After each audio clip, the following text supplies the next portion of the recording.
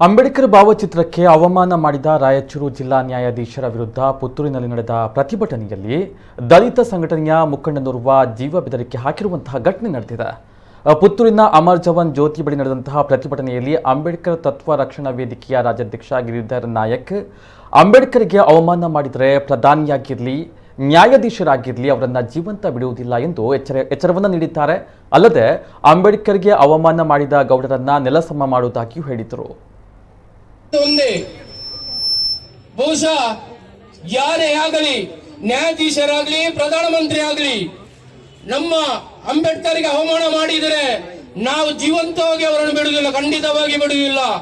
ಒಂದು ಅಂಬೇಡ್ಕರ್ ಒಂದು ಸಂವಿಧಾನ ಬರೆದ ಒಂದು ವ್ಯಕ್ತಿಗೆ ನಮ್ಮ ಒಂದು ನ್ಯಾಯಾಧೀಶರು ಇಂಥ ಒಂದು ಅವಮಾನ ಮಾಡಿದ್ದಾರೆ ಅಂತ ಹೇಳಿದ್ರೆ ಇವರಿಗೆ ಯೋಗ್ಯತೆ ಉಂಟ ನಾನು ಹೇಳ್ತಾ ಇದ್ದೇನೆ.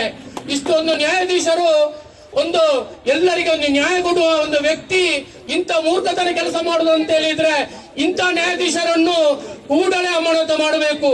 ಯಾಕೆಂದ್ರೆ ನಮ್ಮ ಅಂಬೇಡ್ಕರ್ ಅಂತ ಹೇಳಿದ್ರೆ ನಮ್ಮ ದೇವರಿದ್ದಾಗಿ ಅವರನ್ನು ನಾವು ಯಾವಾಗಲೂ ಪೂಜೆ ಮಾಡ್ತಾ ಇದ್ದೇವೆ.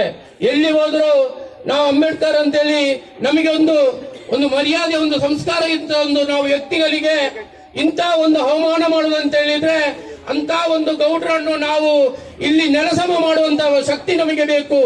ಏನು ನಾವೊಂದು ಪರಿಶಿಷ್ಟ ಜಾತಿ ಪರಿಶಿಷ್ಟ ಪಂಗಡ ಅಂತ ಹೇಳಿದ್ರೆ ಏನು ದೂಷಣೆ ಮಾಡಬೇಕಂತಿಲ್ಲ.